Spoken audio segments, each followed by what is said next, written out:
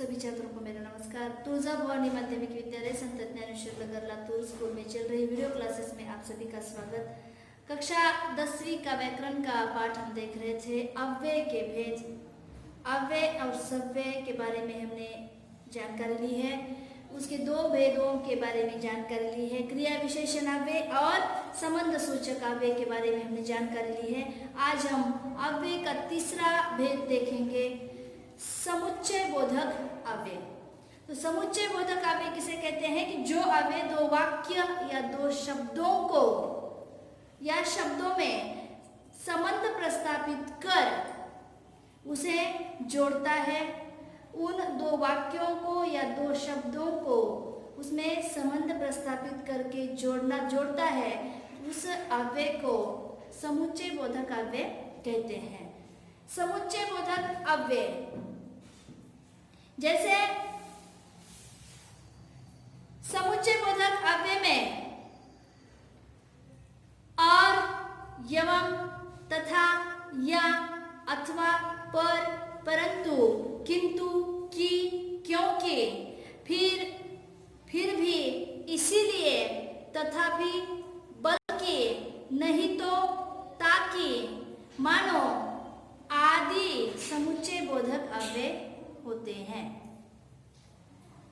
समुच्चय बोधक अव्यय हम किसे कहते हैं कि जो अव्यय दो शब्द या दो वाक्यों में संबंध प्रस्थापित करके उसे जोड़ने का कार्य करता है, उसे समुच्चय बोधक अव्यय कहते हैं। तो ये अव्यय मैंने अभी बताए हैं, और, एवं, तथा, किंतु, परंतु, की, क्योंकि, इसलिए, फिर भी। तो ये सारे अव्यय कौन से अव्यय होंगे? संबंध सूचक अव्यय होंगे। जैसे उदाहरण के लिए हम वाक्य देखेंगे, कई डॉक्टर आए किंतु वे रोग पहचान नहीं पाए। तो कई डॉक्टर आए और वे रोग नहीं पहचान पाए, ये जो दो वाक्य हैं, दो वाक्यों को जोड़ा गया है, दो वाक्यों का संबंध जोड़ा गया है। कौन से अव्यय ने? किंतु। किंतु इस अव्यय ने दो वाक्यों को जोड़ने का कार्य किया है। जैसे कई डॉक्टर आए किंतु वे रोग को नहीं पहचान पाए। अगला वाक्य लेंगे हम उदाहरण के लिए, वे खेती करते हैं और परिवार का पेट पालते हैं। अगला वाक्य हमारा आएगा, वे खेती करते हैं और पेट पालते हैं। जो दो वाक्य हैं, खेती करते हैं, पेट पालते हैं, परिवार का पेट पालते हैं, इस दो वाक्यों को और ने जोड़ा गया है और इस अव्यय ने इसका संबंध प्रस्थापित करके इस दो वाक्यों को यहाँ पर जोड़ने का काम किया है।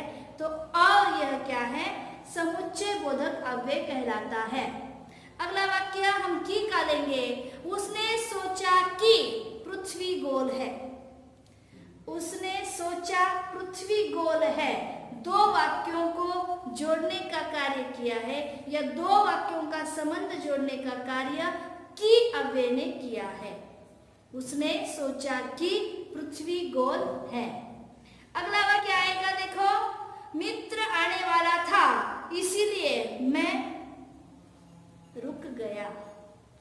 अगला वाक्य आएगा, मित्र आने वाला था इसीलिए मैं रुक गया। मैं रुक गया, मित्र आने वाला था, इस दो वाक्यों का, इन दो वाक्यों का संबंध जोड़ने वाला अव्यय कौन सा है? इसीलिए।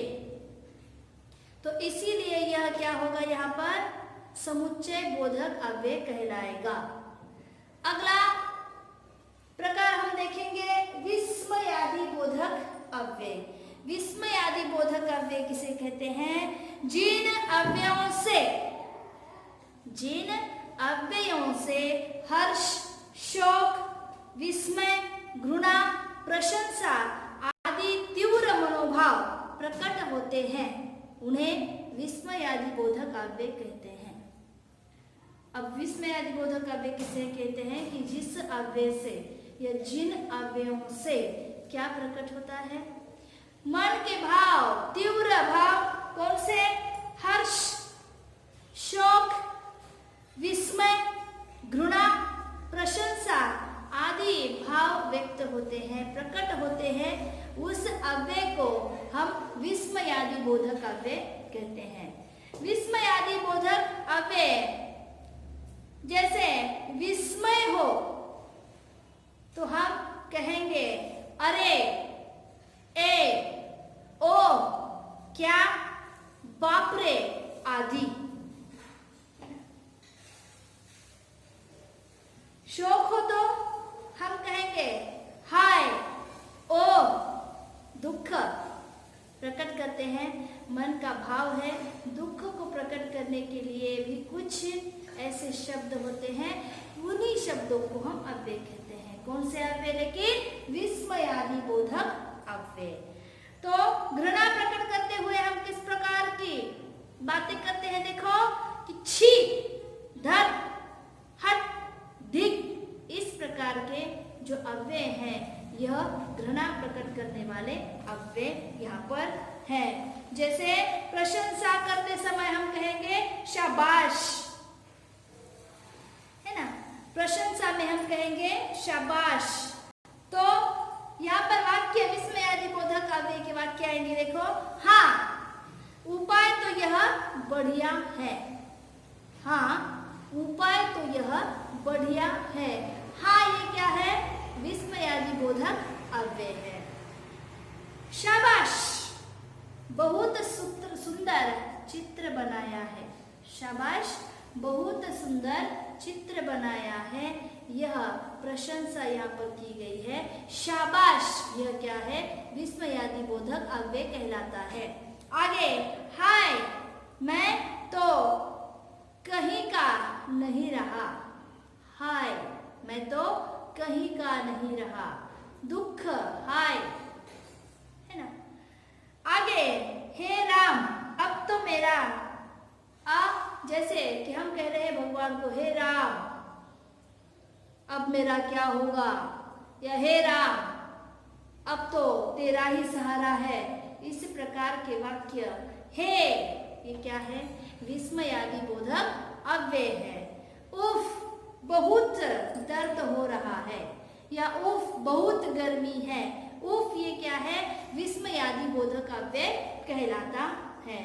तो विस्मयादि बोधक अव्यय किसे कहते हैं? कि मन के तीव्र भाव को प्रकट करने वाला अव्यय विस्मयादि बोधक अव्यय कहलाता है। तो हमने अव्यय के 4 भेद देखे। पहला भेद हमने देखा क्रिया विशेषण अव्यय, दूसरा भेद हमने देखा संबंध सूचक अव्यय, तीसरा भेद हमने देखा समुच्चय बोधक अव्यय, और चौथा आखिरी भेद हमने देखा विस्मयादि बोधक अव्यय। अव्यय के 4 भेद का अध्ययन हमने किया। 4 भेद हमने देखे कि किस प्रकार अव्यय को पहचानना है, कि कौन से प्रकार का अव्यय है, अव्यय का कौन सा प्रकार है। आपको अव्यय दिए जाएंगे, उसका प्रकार आपको पहचानना है, या वाक्य बनाने हैं, या वाक्य दिया जाएगा, वाक्य में अव्यय को रेखांकित किया जाएगा और आपको प्रश्न किया जाएगा कि निम्नलिखित अधोरेखित किए हुए अव्ययों का भेद पहचानिए। तो हमने पिछली कक्षा में अव्यय और सव्यय, अव्यय किसे कहते हैं, सव्यय किसे कहते हैं कहा। तो दूसरी कक्षा में हमने अव्यय के भेद के बारे में जानकारी ली। पहले 2 भेद हमने देखे, और आज की कक्षा में अंतिम जो 2 भेद हैं 3 और 4, जिसमें हमने समुच्चय बोधक अव्यय किसे कहते हैं और विस्मयादि बोधक अव्यय किसे कहते हैं, उसके वाक्य हमने यहाँ पर देखे हैं। आगे अव्यय का जो स्वाध्याय आपको दिया जाएगा, अव्यय आपको दिए जाएंगे, अव्यय को लेकर आपको वाक्य बनाने हैं। तो इसी कक्षा में हम यहीं पर रुक जाते हैं।